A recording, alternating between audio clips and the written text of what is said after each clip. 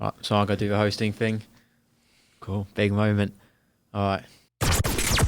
Welcome to the agenda. I'm Joel Rabinowitz. I'm joined by your Liverpool FC correspondent, Paul Gorst. There's been some stories this weekend, Paul, about Virgil van Dijk supposedly signing a new deal at Liverpool, or not is the case. I think there were reports that saying he was going to sign a 6-year contract, keeping him till 2025. You've written something this morning about why that's not the case, and he's got some quite interesting thoughts about it. Yeah, so there was a report over the weekend, as you say, Joel, about Virgil van Dijk signing a new contract worth around £200,000 a week. That would put him up there with, I think, Mohamed Salah as Liverpool's highest earner. Doesn't quite earn that at the moment, I believe, but the situation is unchanged. Liverpool are relaxed about the situation.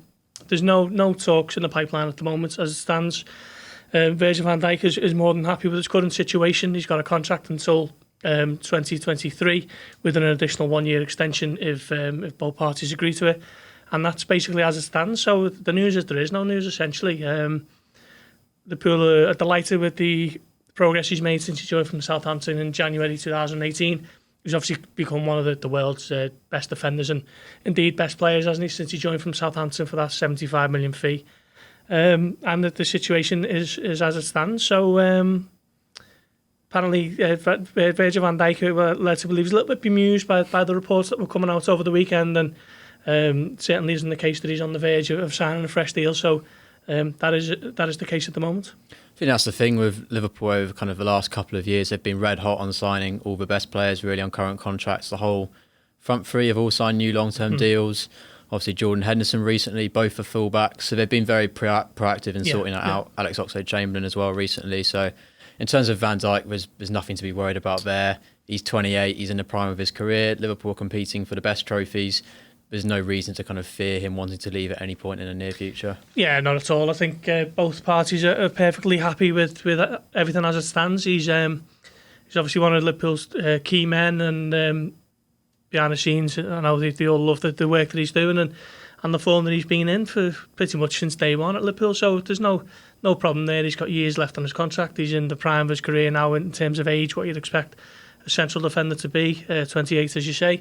So yeah, I don't think it's too much of a problem. Liverpool have concluded his contract dealings quite quickly, actually, with the likes of Oxlade-Chamberlain, Trent Alexander-Arnold, Mane, Salah and Firmino, Andy Robertson and Divock Origi.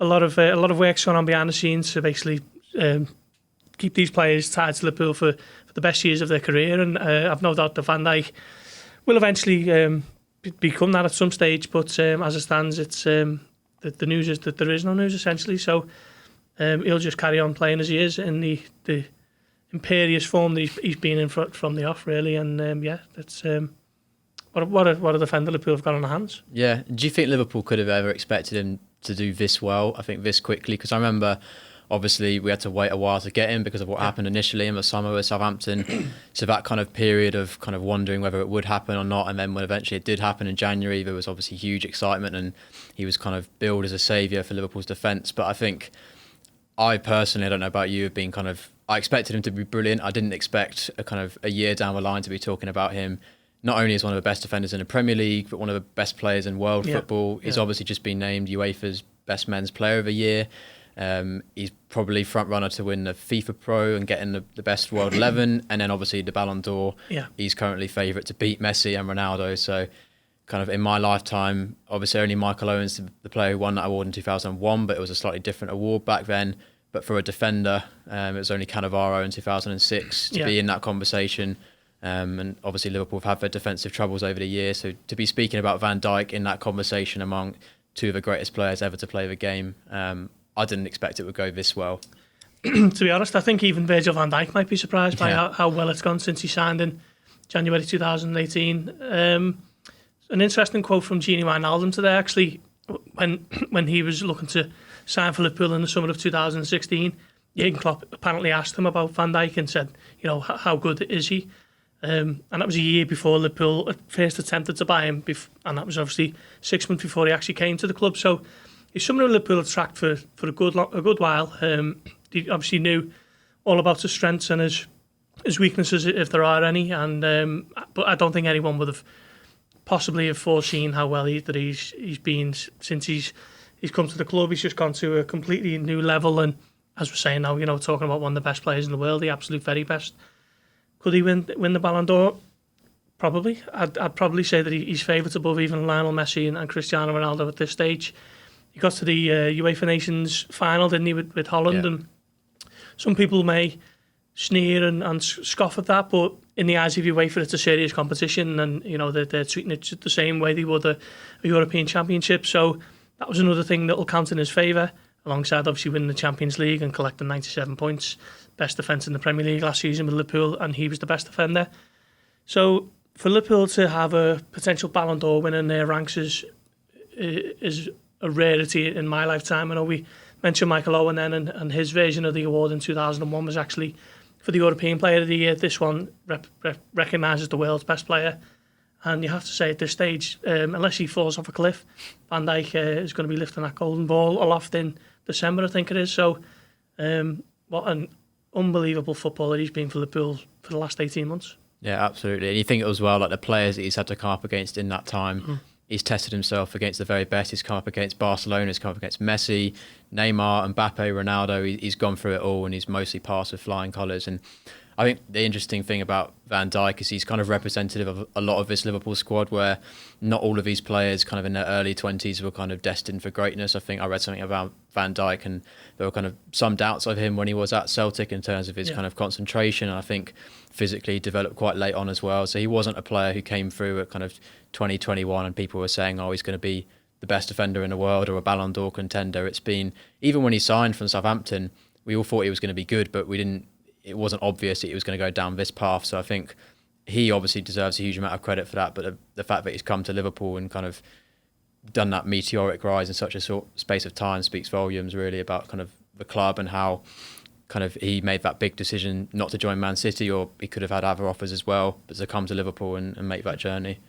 Yeah, definitely. I think I know a few coaches have said in the past that if Van Dijk's got one weakness, it's the fact that sometimes it's too easy for him. Yeah, it's too casual. He plays the game in first gear, and that can be a slight problem when a situation happens where a team might grab a goal out of nowhere because of it. But I think since he's come to Liverpool, he's kept his concentration levels high. Obviously, a lot of the time at Anfield, they're dominating possession and see more of the ball than the other team. But you'd struggle to find a game where Van Dijk's been at fault because of a situation where he's kind of switched off. So that has been a marked improvement in his game. And other than that, it was probably the only one he needed to make. As you mentioned then about not every player in this Liverpool team seemed like they were destined for stardom, and you'd put maybe Sadio Mane and Mohamed Salah in that category, and maybe even Roberto Firmino. But when Liverpool bought Van Dijk for 75 million, it was a huge statement, wasn't it? He'd never spent anywhere near that before on a player. It was it's over double what they paid for Salah, who was the record holder at the time. So they expected big things, but he's returned that and then some, hasn't he, in just such a short space of time. And as you mentioned there about him testing himself against the world's best, he's done that, hasn't he? And he has passed with flying colours. Back-to-back Champions League finals, 97 points in the Premier League, just one defeat all season, 22 goals conceded, 21 clean sheets, and he played in every game. So in terms of defenders, he's streets ahead for me, and it's looking likely that he's going to be declared the world's best player later this year. Yeah, and I think the last thing with Van Dijk was obviously we have that song which everyone loves, but the thing I found frustrating for a while, obviously he scored in his debut, came against Everton and scored the winner, and we had that song about him scoring goals, but he wasn't actually scoring goals, and it wasn't until December, Wolves away last season, we actually got his first one, and I think he ended up with 6 in all comps at the end. Obviously got one against Norwich so far this season, but he's such a threat in the air at the other end as well, and with his passing from the back, he's not just your kind of orthodox defender. He brings so much to Liverpool's kind of build-up play and their threat from set pieces. Yeah, I remember writing a piece, must have been possibly even around about a year ago now, where I said the next challenge for him is to maybe get on the score sheet a little bit more. He's seemingly got everything boxed off in the defensive part of his game, and he's such a commanding presence in the air, isn't he? And maybe he should have got on the score sheet a little bit more. So it was heartening to see him add a few more to his game towards the second half of last season. As you mentioned there with Wolves, I think he scored against Huddersfield, and then obviously bagged one against Norwich on the opening day. So More of that. I don't see why he can't reach for 8 to 10 goals. I reckon double figures is on this yeah, season. Yeah, I remember John Terry. He was quite a regular goal scorer for Chelsea, wasn't he? And obviously Sergio Ramos. He takes a lot of penalties, but he's another one who scores a lot of goals from corners, and particularly with the delivery of Trent Alexander-Arnold, you'd expect him to pop up with a few more goals. So maybe that'll just be another string to his bow over the course of the season. Hope so. We could sit here all day and talk about Virgil van Dijk. I'd like to do that, but yeah, that's enough for now. Only 1 week left now until the international break's over, and then we've got Liverpool v Newcastle next weekend.